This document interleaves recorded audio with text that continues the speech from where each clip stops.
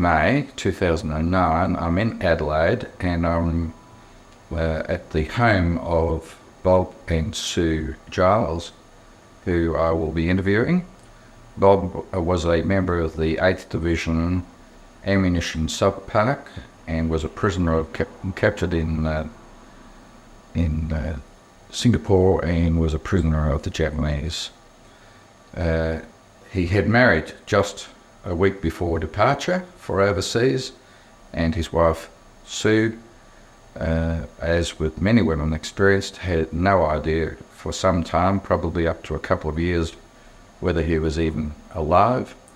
Later she enlisted into the Army in the Signals Corps. But enough of that, and we'll now stop and then let us hear the stories from both Bob and Sue of their involvement during the World War II. Bob Giles, thank you very, very much for agreeing to do this interview today. And maybe we could start by just telling us where you were born, where you were educated, and when you first joined the AIF. I was born in Orroroo. He's trying to North in 30th of January 1922. 30th of January 1922. I joined the Army when I was, I think, 18. And well, I was sent to Alice Springs first, and after Alice Springs we came back and we went across to Western Australia and then on to Singapore. What was the vessel, the ship you went up to Singapore on? Do you recall? Yeah, the name of the ship was the Zealandia. Yes. And what was your role in the 8th Division Ammunition Sub-Pack? What did you do? I actually, from the day I joined up, I went to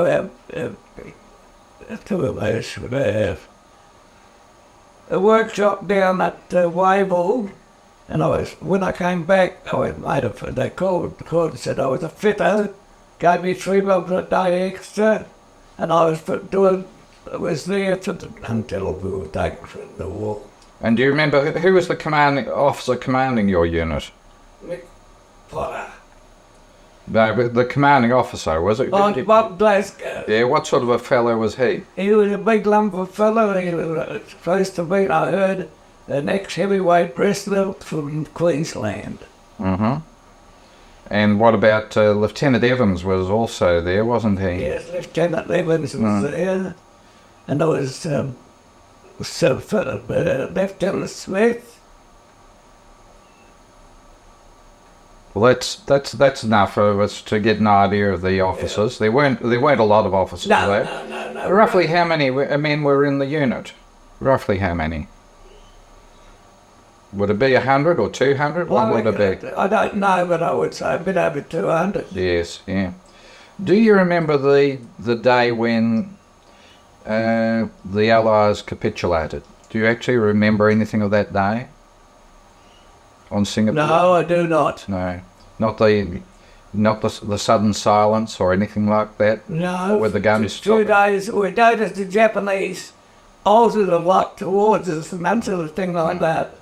But that was the biggest thing, and we thought, and then someone come along and said, no, they're having a still fight and that sort of thing like that. So you didn't know he was like it was finished or they weren't finished. Yes. It took a few days after the finish didn't come to an end straight away like that. And when you actually marched out to the Changi end of the island, do you remember that march that day, or did you manage to go out by vehicle? Sorry? No, I don't remember it. No. When do you remember anything significant in the? Like you were a prisoner of war for nearly 15 months before you went to Thailand. Yes. Do you remember anything significant? Anything or anywhere you worked in that period? Oh, we worked in the first working part club I went on to was cutting coal cutting,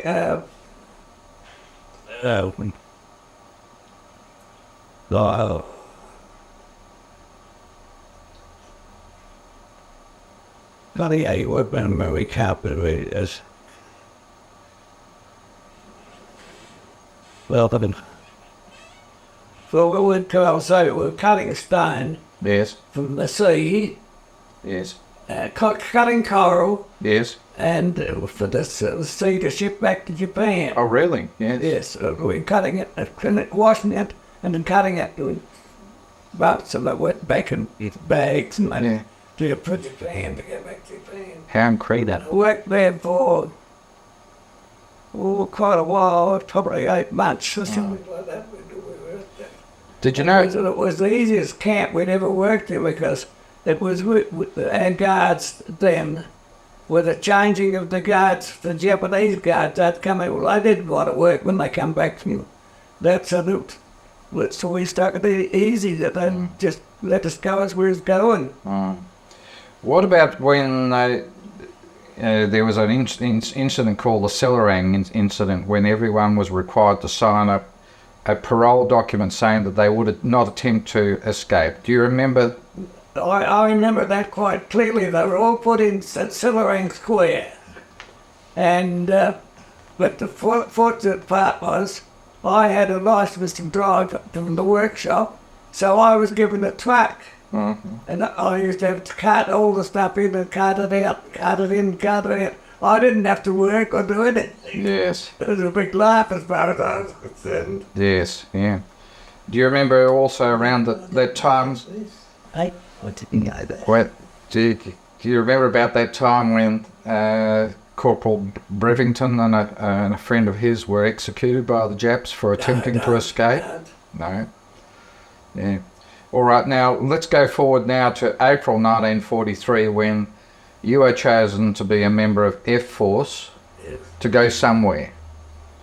Come on. No, Air Force, wherever. But when you were taken to the railway station, where did you think you were going? Well, we wouldn't have a clue. There was all rumours that finished, the war was over. It wasn't over, and then they took us down to, I came down to Singapore, and that's when I worked. They had our parts outside Singapore because there wasn't enough room for everyone to go in. No, we're getting ahead of ourselves now. I'm talking about when you were going up the line as part of F Force. Oh, going up? Yes, where did you think you were going? Didn't have a clue. No, that's good. That's fine. Didn't have a clue where we were going. Yeah. There weren't there some sort of rumours that you were going, didn't the Japs tell you that they were going to somewhere that the climate was better? Oh, they thought I was going to holiday camp and all that sort of thing like that. Yeah. This was all over the war and everything like that. And there was one fellow that was with our, a darky Glideman was there. And he was like, chap, about 40. Darky was, we were only getting late, so 20. And he said, he looked around when we got there, and he said, geez, they tell us we're going to bloody holiday camp with those bloody vultures up there. He said, we're not going to any holiday camp. Oh, was that when you arrived in Thailand, was it? Yeah. So when you arrived at that railway siding called Ban Pong, yes, and you just, how did you feel when you got off the train? well, as I said, and no one was very happy that where they were going or what they were going to do. They couldn't see us having a holiday. Well, maybe I'll get it another way. When you were coming up on the train, how many days were you on the train, or how many nights, roughly? Oh, I wouldn't even guess. I'd have just work it out and guess. I'd say 4 or 5 days. Fine. And did you have any toilet facilities in your... What did you come up in? Were you in railway carriages? We were in railway carriages, coveted railway carriages.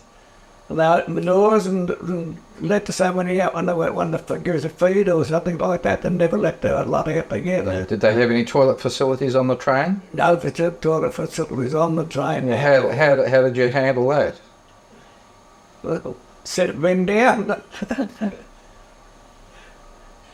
And go on. It's your- Been down, tossed it out the door. Yes, yeah.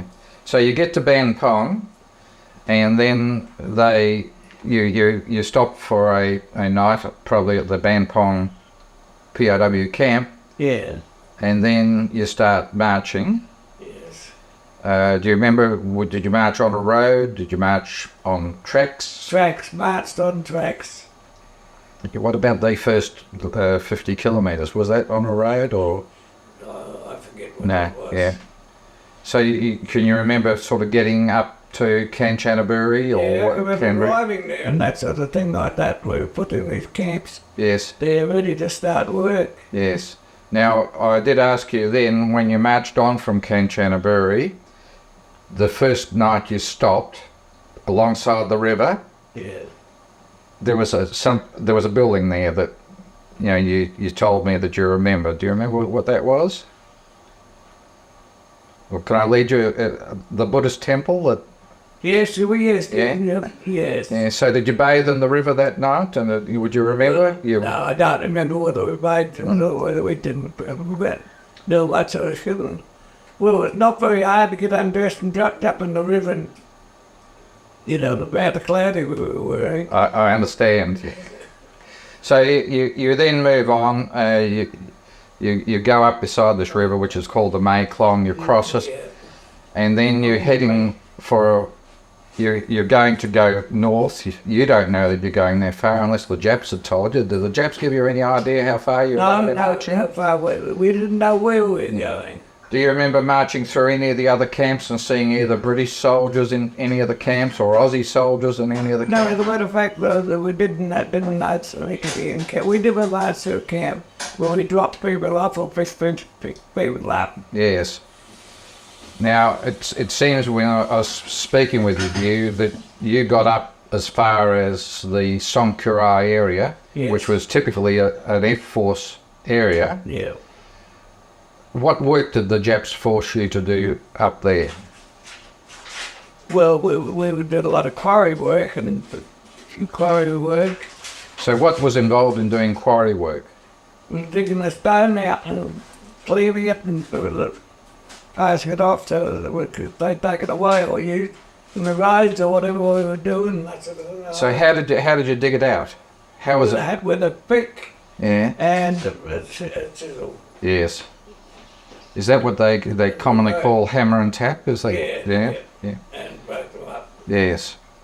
Now you told me that you did something else with a function for the Japs, and you were working in a forge or something like that. Was that right? Yes, that's what we were. We were sharpening their drills Yeah.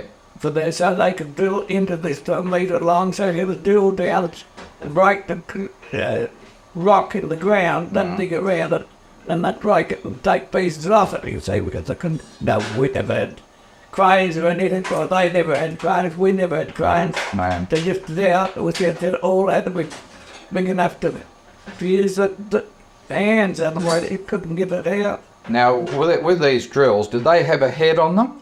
Yes, they had a head that was shaped like a diamond. Yes.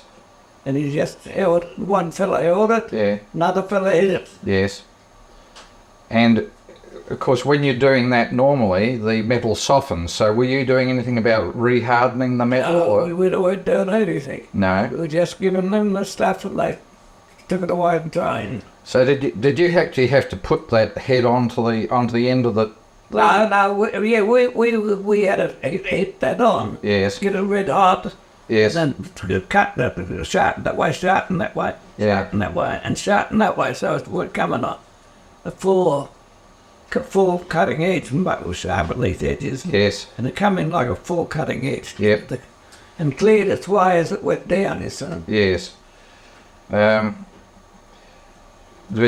Isn't there another function that has to be done when you're doing that? The debris builds up in the hole. Yes. So don't they have to scrape that out? Yes, you put your drill out. Yes. Most of it comes out with the drill because Yes. it's wide. Yeah. What it is, it comes out, you don't let it go too far. because otherwise it just hit the nothing into well, not like say a sawdust sort of thing. No, I understand what you're saying. Yeah. Now, when you were working in this forge and doing the sharpening of these drills, how many POWs were in there, and did you have Japanese supervising you, or? There was two POWs. Yes. Myself and Einberg.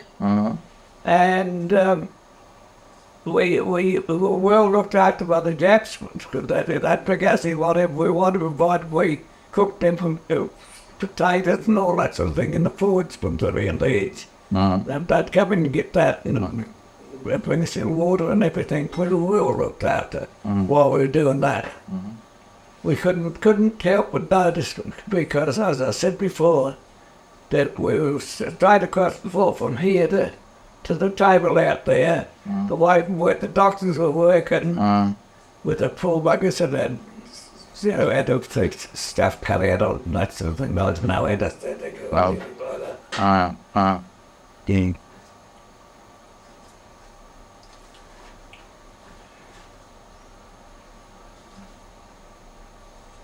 And got another query with regard to the Japs. Well, no, with regard to your work.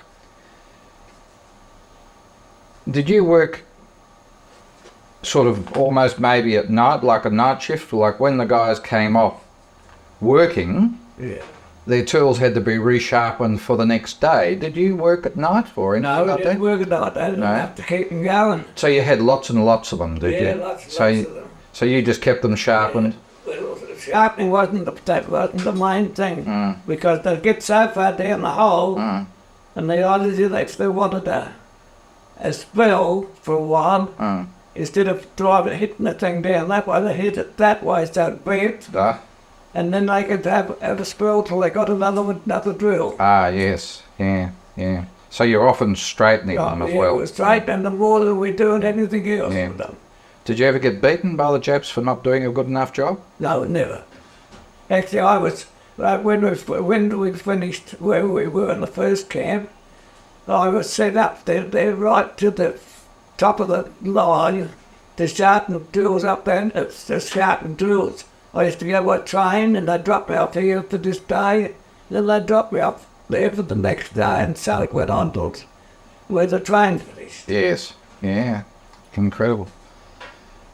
And did you yourself ever have to go to see the medical person? You were out medical personnel because you were unwell or you had an injury or anything like that? Yeah. Right. Did you ever? Not while I was on the railway. Did you know of any of the Australian doctors in that area that you were working in? No. I don't know many. Well, I've just named some of the ones that would have been in your immediate area. There would have been Roy Mills, who was with a group called Pond's Party, which had a Colonel Pond in charge of it, and also you probably know the name Adrian Curlewis, Captain Adrian Curlewis, he was with them. So then you had Victor Brand, who'd won a military cross in Malaya, and he was in that area. And then you had Lloyd Carl, Cahill, who was in Shimo Songkrai. You had Frank Carl, who was in Shimo Songkrai and then went through into Burma with Max Venables. And you had John Taylor. And you had a South Australian doctor by the name of Colin Jutner, who came from Woodside. Yeah. Did you know Jutner? Yes. Yeah, okay. Yeah. Well, did you know him on the line? No, well, I don't know where I know, but I knew him up there. The name is clear as a bell. Yes. Well, Barney Woodbury was his sort of Batman go-to while they were up there, yeah. And then finally, of course, I've got to mention Bruce Hunt. Yeah, Bruce Hunt. Yeah, so did you see anything of Hunt? Bruce Hunt treated me a couple of times for cuts and that sort of thing. Yeah. Like that, but And what sort of a man was he? he was a good man, not doing that to anything. Yes. I quite liked him. Now, Air Force also He had... stood out, to me, he stood out the rest of it. The best thing that I had done, but I can remember his name and everything clear as well, so I had a little bit to do with it. Yes, and now the Air Force, it's not generally known, but they had a dentist with them, a Captain Roy Mannion. Never knew anything of it. Did you ever know how when some of the guys who were really sick were taken back down south? Did you know? Yes. Did you They was being taken back. yeah, did you know how they went? No, I wouldn't have any idea. Well, I can tell you they went down by barge. Yeah, well, some of them did because most of our food came in by barge. Yes, yeah. Yeah, now do you remember when the line was finished? Yes. Now, when it was finished, did the train come past you going, did the railway line come past you going south as it was being built? Would you have any idea? I would say yes. Yeah. Right. Yeah. And do you remember when the line was finished and you had to be taken away from where you'd been working for the Japs? Yeah. How did you travel down to the south of Thailand? We went down by train. Any idea how many days it took? No, I haven't. Did you see any evidence when you were going down of where trains might have been derailed at any time? No. Was your train ever attacked by Allied aircraft flying in from India? The nearest I came to it, I didn't get close to it, it was going down on a motorbike. Had to go back, I was going back on a motorbike, and as I was going along, this little single-seated car Yeah. was there, so I grabbed the single-seated car. And as I'm going along, the next thing I see is something alongside of me, and look down, and there was the propeller off a bomb. There was must have went away down and dropped in into the front of the car. And where was that? I can't tell you. It was on the way back from about original Singapore. Oh, so you've gone back to Singapore Yeah. now. Now, I haven't got you back No, there. not Singapore. Around Kanchanaburi, or? Yeah, round Canterbury. Yeah. It's in the little Malaya coming down. Yes. Yeah. So when you came down on the train, I think you probably would have been taken off the train at a place called Tamakan. Yes. Did you catch up with any Aussies that you knew there? Oh, forget now that I caught up with them. Yeah, you didn't recognise anyone. And you must have been there for a couple of months, and then you were taken back to Singapore. That's right. Yeah, what was your feeling like when you went back to Singapore? We're finished.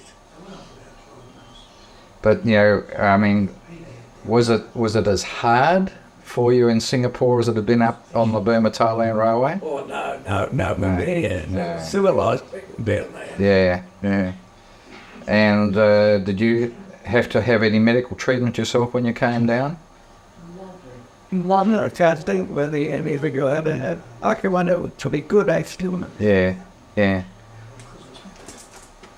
So I'm sorry. The memories that God just about. I know. Oh, yes, I know. But strangely enough, I think you would probably admit that as we've been talking, some little things come back. Yes, I know they come back. Yeah. And I've some names I've tried to remember. Have come back to me, and that's it. And that's it. Yeah. So you're back on Singapore, and what sort of work did the Japs make you do there? I went straight to the university's Sitakai. Yeah, Yes. And what work were you doing there? shifting baskets, shifting soil from one end to the other end in those baskets. Yes. Yeah. And do you remember anything significant about you must have been there for nearly another 18 months before the war ended. Was there quite a while before the fight ended. Oh. And the first that we used to Raffles Hotel with the playing ground. Now from Raffles Hotel we were cutting the soil coming by the railway. Yes. In front of the pub. Then they went out to cut it out in, but I think we used to call little baskets about that big. Yes, That sort of come in a gates and you just count them out and yes. we loved it. I understand what you're saying, yeah. So when was the first time that you knew that the war was over? Was there an incident that... Yes, I can tell you it's a funny instance because I went out and I was sleeping and I came past the Jap guards and that sort of thing, and I thought, Jesus, when I came up I could see the Jap guards, so I thought they're going to catch me and give me over in a minute when I see something. So I jumped in this tank. The tank looked about so big, about like a 44-gallon drum. Jumped in them to let them. Anyway, they come over to me. They said, well, what's wrong? And I just turned the drum over and let me get out and go away. I thought, there was something happened here. Yeah. Now, how did you get home from Singapore to Australia? Flew home in seaboats, over yes. Catalinas. Catalinas, yeah. So what was the route? Did you go out to Morotai? No, Did you go direct to Darwin? Or? No, we came down direct to Darwin. We stayed at one place on the way home, then we landed in Darwin, then we landed across in top of Queensland, and then we landed down at Sydney. Yes. That long to come home. And then where did they take you? To the showgrounds or somewhere, did they? Yes, showgrounds. When we come down to Melbourne, then we were trained home to Adelaide. Yeah, so when you went to the showgrounds, of course, all the people from New South Wales, they had relations coming to look for them. You must have felt a bit sad that there was no one to see you. No one at all. Yeah. And then you went down to Melbourne by train, did you? Went down to Melbourne by train. And then train across to Adelaide. So how were you discharged from the army over here? We went to Wavell, set back to Wavell, and we were discharged from there. Yes. And now, did you have a girlfriend while you were away? No. No, you and there was no way in the world did you find a girlfriend. No, like you didn't have a girlfriend before you left. Yes, I was married. You were married, okay, and yes, you're still married. And you're still married? Yes. Yes, well And we got married just before we went away. Did you? Okay, now, maybe I should get Shirley's side of the story too. Yeah. What did you do after the war? After the war, Yeah. I went back to St. Juba, Yeah. built a house, Yes. and worked in the garage. Back then, I took over the garage. I bought the garage. I went back because I had accumulated quite a bit of money. Yeah, of course, yeah. Well, that was probably the only good thing out of it all. That's the good thing out of it. Yes. All right, well, Bob, can I say how much I appreciate the opportunity of interviewing you? And I'm going to ask Sue if she'll give us some comments now. Yeah. So we've heard Bob's story, and I didn't appreciate that the two of you were married before he went away. Now, how long had you known each other? Since I was 16 and he at his 17th birthday party, or 80th birthday party in London. And so, what age were you when you got married? I was 18, he was 19. Oh, heavens. And how many weeks was that before? Did you know he was going away overseas at the time? No, because that was his first trip to Alice Springs after we were going together. Then he came down, and then 6 months later he went away again, up to top, up to Baker, then he come back, we were married, and then he went to Melbourne and away he went. Yes. He's at Melbourne for the Melbourne Cup. The Caulfield Cup, he left before the Melbourne Cup. And yeah. then I didn't hear any more for 18 months. So what was the first message you received? I am well, don't worry, or something, love Bob. Didn't you get a previous advice though? Missing? From the war, yes. Missing, yeah. But nothing from Bob. No. So I got 2 cards. yes. Have you still got them? Have you still got them? Yes. Mm-hmm. Yep, 2 cards. Yeah. They're both much the same on them, you know. Well, they're only given 25 words to put everything right, down, yeah. including the address. That's right. Mm. That's right, yeah. Yeah. So, what sort of work did you do? Well, I was sort of a housemaid at a guest house when he went away. My doctor's when he went away. The Then I receptionist worked at in the a munition doctor's, were you? factory. Sorry? I worked in a munition factory Yes, till I got sick. And then when I got over that, I joined the army. you did. Yep. And what was your rank?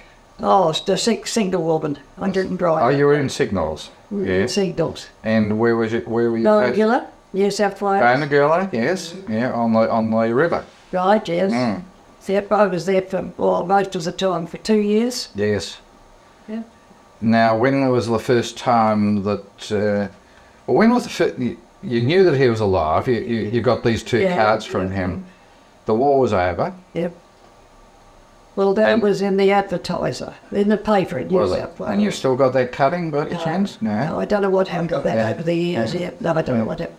And I had I went paraded before the captain first, you see, and he didn't believe me. He said, his mother sent a telegram to say that Bob was going to be released from at home. And I took that up to them, and they said, anyone could have sent that, you see. So anyway, away I went. Next thing, it was in the paper that so many of these men would be coming home on the Catalinas. So, of course, I cut that out, took it up, and I was home within a week. Yes.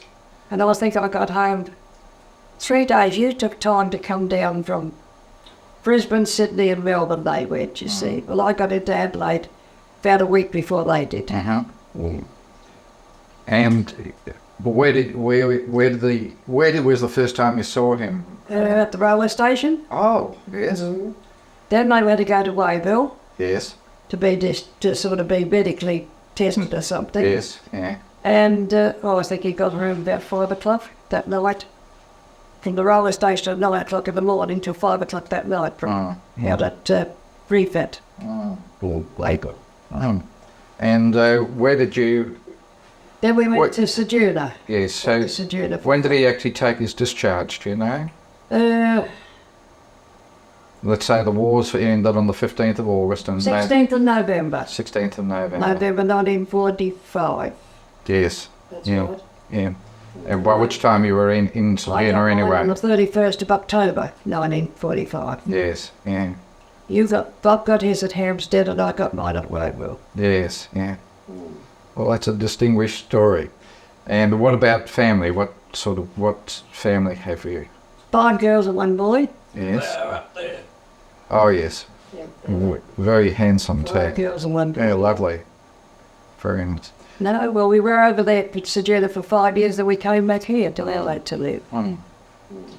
Well, may I say thank you very much. Thank you very much. And I hope that when you see this, it'll be something that you'll appreciate and be Right. able to pass to your family. Right, thank you very much.